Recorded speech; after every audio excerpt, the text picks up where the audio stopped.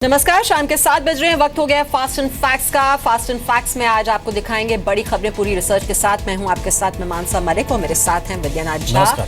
लेकिन उससे पहले इस वक्त की जो बड़ी खबर है वो आपको दे दें। नोटबंदी पर प्रधानमंत्री मोदी के सर्वे में 5 लाख से ज्यादा लोगों ने हिस्सा लिया। नरेंद्र मोदी ऐप पर पूछे गए 10 सवालों को लेकर जो अभी तक के नतीजे आए हैं उसके बारे में आपको जानकारी दे दें। इस बारे में ट्वीट भी किया है प्रधानमंत्री मोदी ने। उनका कहना है कि देश में 98% लोग मानते हैं कि देश में काला धन है और 99% मानते हैं कि भ्रष्टाचार और काले धन से लड़ाई लड़ने की जरूरत है। पीएम मोदी का दावा है कि 90% लोगों ने कहा है कि काले धन से लड़ने की सरकार की कामयाब कोशिश है, जबकि 92% लोग मानते हैं कि नोट बैन से करप्शन काबू में आएगा। वहीं नोट बैन का 90% लोगों ने समर्थन किया है। 92% लोगों का मानना है कि नोट बैन से करप्शन और आतंकवाद पर लगाम लगेगी। पीएम मोदी के सर्वे में 43% लोगों का मानना है कि नोट बैन से कोई परेशानी नहीं हुई है, जबकि 48% लोगों का मानना है कि कुछ परेशानी हुई है लेकिन देश हित में ये ठीक है। कुल 10 सवाल पूछे गए थे इस ऐप के जरिए, जिस पर 5 लाख से ज्यादा लोग अभी तक हिस्सा ले चुके हैं, जिस पर प्रधानमंत्री नरेंद्र मोदी ने वो ट्वीट कर खुशी भी जाहिर की है और उन्होंने ये आंकड़ा भी पेश किया है कि किस सवाल को लेकर कितने प्रतिशत लोग क्या कह रहे हैं। तो ब्लैक मनी देश में है, इस पर सहमति जताने वाले 98% लोग हैं, लेकिन लोग कह रहे हैं कि इस करप्शन यानी कि ब्लैक मनी और करप्शन को लेकर जो लड़ाई का तरीका है वो सही है, ये 99% लोग कह रहे हैं। इसके अलावा आपको बता दें कि लोगों ने जो रिस्पॉन्ड किया है प्रधानमंत्री के ऐप पर पूछे गए सवालों को लेकर, उसमें गवर्नमेंट को लेकर भी यानी कि सरकार को लेकर भी सवाल पूछे गए हैं कि ब्लैक मनी को लेकर जो सरकार की तरफ से प्रयास किए जा रहे हैं उसको लेकर वो क्या सोचते हैं। तो 90% लोग इसको सही तरीका बता रहे हैं, ब्रिलियंट तरीका बता रहे हैं मोदी सरकार को। जी मीडिया संवाददाता राहुल सिन्हा हमारे साथ जुड़ गए। राहुल, एक बार जरा आंकड़ा बताइए और इसमें क्या सवाल पूछे गए थे, उसका जवाब किस तरीके से आया, प्रधानमंत्री ने क्या ट्वीट किया है। देखिए, बहुत दिलचस्प आंकड़े हैं जिस तरीके से अभी तक निकल कर सामने आ रहे हैं। जन जन की बात जो निकल कर के सामने आंकड़े बता रहा है वो ये बता रहे हैं कि सबसे पहला सवाल कि क्या देश में ब्लैक मनी एग्जिस्ट करता है भारत में। 98% लोग इस बात को बोल रहे हैं जी हाँ बिल्कुल। दूसरा सवाल, क्या करप्शन और ब्लैक मनी से लड़ने के लिए जो लड़ाई है वो ठीक है, उसको हटाने के लिए 99% लोग इसको बोल रहे हैं ठीक है, यानी सही बता रहे हैं। 90% लोगों ने जो प्रतिक्रिया दी है कि सरकार जो ब्लैक मनी से लड़ने के लिए जो कदम उठा रही है क्या वो ठीक है, सही है। 90% लोगों ने इसका समर्थन किया है। 92% लोग कह रहे हैं कि मोदी गवर्नमेंट जो एफर्ट्स कर रही है करप्शन के खिलाफ वो अच्छे हैं। 92% लोगों ने इसका समर्थन किया है। अब आप देखते चलिए आंकड़े किस तरीके के साथ में। ये 10 सवाल पूछे गए थे देश से और उसके रिस्पांस इस तरीके से आए। अभी तक 5 लाख लोगों ने रिस्पांस किया है। एक बड़ी संख्या है अगर हम देखें पूरे देश के हिसाब से, क्योंकि अभी ये ट्विटर पर चल रहा है, इसके अलावा ऐप्स के जरिए लोग अपनी प्रतिक्रियाएं लगातार दे रहे हैं। 5वें सवाल को हम देख लेते हैं जिसमें पूछा गया था कि क्या जो 500 और 1000 के नोट बैन किए गए हैं उसका समर्थन करते हैं लोग। 90% लोग यानी 5 लाख में से 90% लोग सरकार के इस कदम का समर्थन कर रहे हैं। छठा सवाल भी कुछ ऐसा ही है जिसमें कहा गया है कि डिमोनेटाइजेशन के जरिए क्या ब्लैक मनी, करप्शन और टेररिज्म, आतंकवाद पर लगाम लगेगी, इसको रोकने में मददगार साबित होगी जो कदम मोदी की तरफ से उठाए गए हैं ये 500 और 1000 के नोट बंद करने को लेकर के। 92% लोग इसका समर्थन कर रहे हैं जी। नीचे की तरफ चलेंगे, फिर एक अगला सवाल है जिसमें पूछा गया है कि क्या real estate, higher education, health care, जो भी आम आदमी से जुड़े हुए चीज़ें हैं वो डिमोनेटाइजेशन के ज़रिए आम आदमी की पहुंच तक पहुंच पाएंगी। 66% इससे पूरी तरीके से सहमत हैं। देखिए, यही सबसे महत्वपूर्ण चीज़ है। प्रधानमंत्री लगातार इस बात पर जोर भी दे रहे हैं कि उन्होंने जो कदम उठाए हैं वो मिडिल क्लास और गरीब तबके के लिए उठाए हैं, क्योंकि कई चीज़ें थी जो उसकी रीच से दूर हो रही थी। तो इन तीनों पर बड़ी संख्या में लोग उनके साथ मौजूद हैं। कुल मिलाकर जिस मकसद से ये मुहिम शुरू की गई है, ज्यादातर लोग इसका समर्थन करते हैं। कुछ लोगों को जरूर परेशानी हो रही है, क्योंकि 48% ये मानते हैं कि परेशानी जरूर हो रही है, लेकिन वो ये भी मानते हैं कि लॉन्ग टर्म इसका हित जरूर होगा पूरे देश के लिए। और कुल अगर ये आंकड़ा बहुत ही इंपॉर्टेंट हो जाता है। मीमांसा जी, अगर कुल आंकड़ा देख ले तो 43% और 48% राहुल सिन्हा साहब, तो इसका मतलब यह है कि करीब करीब 91% लोग जो हैं वो इस बात का भी समर्थन कर रहे हैं, जिसको लेकर विरोध लगातार हल्ला हंगामा कर रहा है संसद के भीतर और संसद के बाहर। बिल्कुल। अब आप जो विरोध की बात कर रहे हैं, जरा उस पर भी जो सवाल है उस पर भी देख लीजिए। डू यू बिलीव कुछ एंटी करप्शन एक्टिविस्ट क्या अब ब्लैक मनी को सपोर्ट कर रहे हैं लड़ाई में, तो इसको लेकर के भी, करप्शन और टेररिज्म को लेकर के, तो इसको लेकर भी 86% लोगों ने यस यानी हाँ कहा है और 14% लोग ना बता रहे हैं। तो देखिए ये चीज़, ये जो लोगों का रिस्पॉन्स है, लोगों की प्रतिक्रियाएं हैं, वो साफ तौर पर तस्वीर साफ कर रही कि आम जनता चाहती क्या है, किस तरीके से जो सरकार ने कदम उठाए हैं उसके समर्थन में वो मौजूद है, खड़ी है। अब ये तस्वीर भी साफ हो जा रही है कि जो लोग विरोध कर रहे हैं वो लोग असल में विरोध कर क्यों रहे हैं। जी, बेवजह ये हंगामा किया जा रहा है विपक्षी दलों की ओर से, क्योंकि ये जो सर्वे हैं, इसके जो नतीजे हैं, अब तक की जो फाइंडिंग्स हैं, जो लोग इसमें भाग ले रहे हैं, उनके मुताबिक तो जिस मकसद से ये मुहिम शुरू की गई है, जो भ्रष्टाचार के खिलाफ और काले धन के खिलाफ, ये एक कारगर कदम सरकार की ओर से उठाया गया है। बहुत बहुत शुक्रिया जानकारी देने के लिए राहुल आपका। तो पाकिस्तान सीधी लड़ाई में भारतीय सेना के सामने टिक नहीं पाता, इसलिए घात लगाकर, धोखे से छिपकर हमारे जवानों को निशाना बनाता है और इसके लिए साल दर साल घुसपैठ की कोशिश भी लगातार पाकिस्तान की तरफ से होती रहती है। खुफिया एजेंसियों की माने तो पाकिस्तान ने 3 आतंकी संगठनों के साथ मिलकर घुसपैठ की नापाक प्लानिंग की हुई है।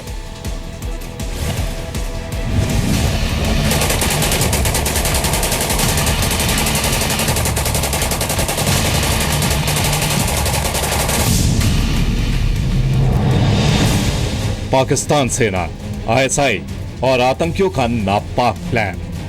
पाकिस्तान की सेना और आईएसआई ने जम्मू कश्मीर में घुसपैठ के लिए आतंकियों के साथ मिलकर नापाक प्लान बनाया है। खुफिया सूत्रों के मुताबिक पाकिस्तान की सेना और आईएसआई ने रावलपिंडी में लश्कर-ए-तैयबा, जैश-ए-मोहम्मद और हिजबुल मुजाहिदीन के चीफ से मीटिंग कर जम्मू कश्मीर में घुसपैठ के लिए तैयार रहने को कहा है।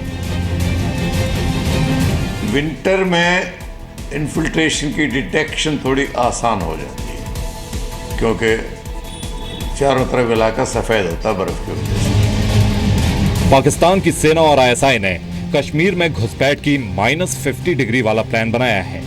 यह प्लान बनाया गया है कि सर्दियों में बर्फीली चोटियों के रास्ते कश्मीर में घुसपैठ की कोशिश की जाए। यह पाकिस्तान का रेड एंड व्हाइट प्लान है। रेड यानी खून, व्हाइट यानी बर्फ। मतलब साफ है कि बर्फीले रास्तों से होकर भारत में घुसपैठ होगी और फिर खूनी खेल खेला जाएगा। सर्जिकल स्ट्राइक से बौखलाए पाकिस्तानी सेना और आईएसआई ने भारत पर आतंकी हमले को तेज करने का प्लान बनाया है और इसी वजह से ठंड के दिनों में जिन पहाड़ी रास्तों में बर्फबारी की वजह से आ जा पाना मुश्किल होता है, उन रास्तों के जरिए आतंकियों को भेजने की तैयारी की जा रही है। सर्दियां शुरू होते ही कश्मीर घाटी बर्फ की सफेद चादर से ढक जाती है। ऐसे में सुरक्षा बलों के लिए हालात काफी मुश्किल होते हैं। यही वजह है कि इंटरनेशनल बॉर्डर पर घुसपैठ की लगातार नाकामयाब हो रही कोशिशों को देखते हुए आईएसआई ने नया प्लान बनाया है। खुफिया रिपोर्ट से खुलासा हुआ है कि पाकिस्तान आर्मी ने आतंकियों की घुसपैठ के लिए सुपर हाई एल्टीट्यूड क्लॉथ खरीदे हैं। ये ऐसे कपड़े हैं जो -50 डिग्री सेल्सियस में भी आतंकियों की घुसपैठ में मदद करेंगे। पाकिस्तान आर्मी और आईएसआई ने बर्फीले रास्तों से घुसपैठ कराने के लिए स्पेशल जैकेट, ट्राउजर्स, बूट्स और स्लीपिंग बैग्स खरीदे हैं। इसके विंटर सीजन में काफ़ी बर्फबारी होती है, तो अच्छा मौका मिलता है कि आपका डिफेंस से थोड़ा कमती होता है, ऐसा उनका इरादा होता है। पर वैसे तो कोई बात नहीं है, हम काफ़ी तैयार होते हैं इस सिलसिले में हल करने के लिए, हम काफ़ी तैयार हैं। दरअसल सर्जिकल स्ट्राइक के बाद से ही पाकिस्तानी सेना और आईएसआई भारत से बदला लेने के लिए तड़प रही हैं। लेकिन आतंकियों के पीछे छुपकर वार करने वाला पाकिस्तान एक बात समझ ले कि अब हिंदुस्तान ने गलतियों को माफ करना बंद कर दिया है। मनीष शुक्ला, जी मीडिया, दिल्ली। 29 सितंबर को भारत ने एलओसी पार कर सर्जिकल स्ट्राइक को अंजाम दिया था, जिसके बाद से ही पाकिस्तान की बौखलाहट लगातार सामने आ रही है। कल हिमाचल में शहीदों की शहादत के बाद भारत ने भी पाकिस्तान को करारा जवाब दिया है। सेना ने शहीदों की शहादत का बदला लेते हुए बड़ी कार्रवाई की है। भारतीय सेना ने कार्रवाई के दौरान पाकिस्तानी सेना के एक अधिकारी समेत 3 सैनिकों को मार गिराया। पाकिस्तान ने पुष्टि की है कि नियंत्रण रेखा पर भारत की फायरिंग में उसके 3 सैनिक मारे गए हैं, जिसमें एक अफसर भी है। उनका एक अफसर और 2 जवान मारे गए हमारी रिटेलिएटरी फायर में, ये काफ़ी नहीं है। इसका तो अभी और सिलसिला चलेगा। अभी तो ये शुरुआत हुई है। पाकिस्तान ने आज फिर सीज फायर तोड़ा और गोलीबारी की। राजौरी के मांझाकोट, बालाकोट, कृष्णा घाटी और नौशेरा में सुबह 9 बजे से सीमा पार से गोलीबारी जारी है। राजौरी के बीजी सेक्टर में बीएसएफ के 2 जवान घायल हो गए।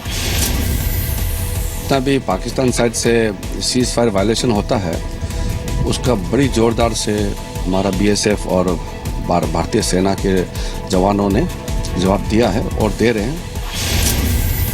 इस साल 31 अक्टूबर तक पाकिस्तान ने 375 बार सीज फायर का उल्लंघन किया। सर्जिकल स्ट्राइक के बाद पाकिस्तान करीब 310 बार सीज फायर का उल्लंघन कर चुका है। सर्जिकल स्ट्राइक के बाद पाकिस्तान की गोलीबारी में सुरक्षा बलों के 18 जवानों और 12 नागरिकों की मौत हुई है। पाकिस्तान ने आज दोपहर करीब 2:30 बजे गुरेज सेक्टर में गोलीबारी की। गुरेज सेक्टर में 6 साल बाद सीज फायर टूटा है। तो जम्मू कश्मीर के माचल सेक्टर में शहीद हुए जवानों को आज सेना के जवानों ने अंतिम सलामी दी है। शहीद प्रभु सिंह, शहीद मनोज सिंह कुशवाहा और शहीद शशांक को श्रीनगर में जवानों ने अंतिम सलामी दी।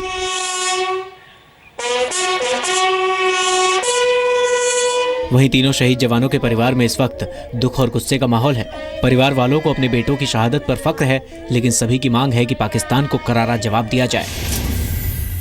कि आज उसका जन्मदिन था, हमने तब तैयारी की थी। कल शाम को फ़ोन आया कंपनी से, तो ये बात बताई, तो हम सब पूरे सब गंभीर हैं। हमारे बेटे की पोस्टिंग हरिद्वार में थी, वहाँ से जो है जम्मू आरआर में ट्रांसफ़र कर दिए थे। उसके बाद जो है कल सूचना मिली कि सीओ से कि आपका लड़का शहीद हो गया। शशांक से हमसे 8 अक्टूबर को बात हुई। 8 अक्टूबर को जी, मैं पूछा कि बाबू क्या समाचार है? पापा चिंता मत करें, बहुत सही, बहुत ठीक से हैं। कल सुबह कुपवाड़ा के माछिल में पाकिस्तान की तरफ से फायरिंग हुई। गोलीबारी के दौरान पाकिस्तान के सैनिकों ने भारतीय सैनिकों पर घात लगाकर हमला किया।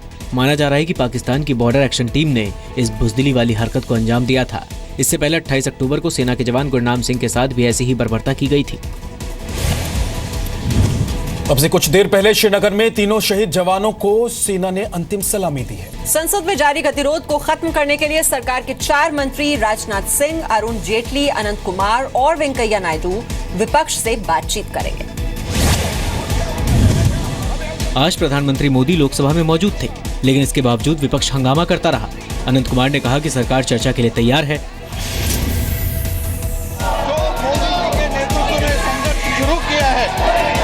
बारे में पूरा बहस करने के लिए तैयार है। रूल 56 के तहत जो हमने एडजर्नमेंट नोटिस दिया, मोशन नोटिस दिया है, उसी को आप अलाउ करें। राज्यसभा में आज भी विपक्ष ने पीएम मोदी से मौजूद रहने और जवाब देने की मांग की। जेडीयू ने कहा कि जिन लोगों की जान गई है, सरकार उन्हें मुआवजा दे। देश के लिए ये में खड़े हैं, इनकी उनके लिए कंपनसेशन क्यों नहीं दे रहे? संसद की कार्यवाही शुरू होने से पहले 13 दलों के करीब 200 सांसदों ने महात्मा गांधी की मूर्ति के पास प्रदर्शन किया। पहली बार एआईएडीएमके प्रदर्शन में शामिल हुई। शिवसेना और अकाली दल के सांसद भी मौजूद रहे। सूत्रों के मुताबिक पीएम मोदी कल राज्यसभा में मौजूद रहेंगे। हालांकि कल अगर बहस होती है तो जवाब वित्त मंत्री ही देंगे। नोट बैन से आम लोगों की दिक्कतें कम करने के लिए सरकार की ओर से नए ऐलान किए गए हैं। आज से रुपए कार्ड का स्विचिंग चार्ज खत्म कर दिया गया है। 31 दिसंबर तक क्रेडिट कार्ड पर सर्विस टैक्स नहीं लगेगा। 31 दिसंबर तक ऑनलाइन रेल टिकट पर सर्विस चार्ज नहीं लगेगा। फोन से ट्रांजैक्शन पर सर्विस चार्ज नहीं लगेगा। पेटीएम जैसे ई वॉलेट में अब 20,000 रुपए तक जमा कर सकेंगे। On debit cards, the charges being levied by the banks and the switching charges would stand completely waived. इसके अलावा सरकार ने किसानों को 21,000 करोड़ रुपए देने का फैसला किया है। ये रकम नाबार्ड के जरिए जिला सहकारी बैंकों को मिलेगी। किसानों को फसल के लिए लोन मुहैया कराया जाएगा। इसके लिए बैंकों की लिस्ट तैयार कर ली गई है। देश के 1.5 लाख पोस्ट ऑफिस को नए नोट मुहैया करा दिए गए हैं। 82,000 एटीएम में नए नोटों के हिसाब से बदलाव कर दिए गए हैं।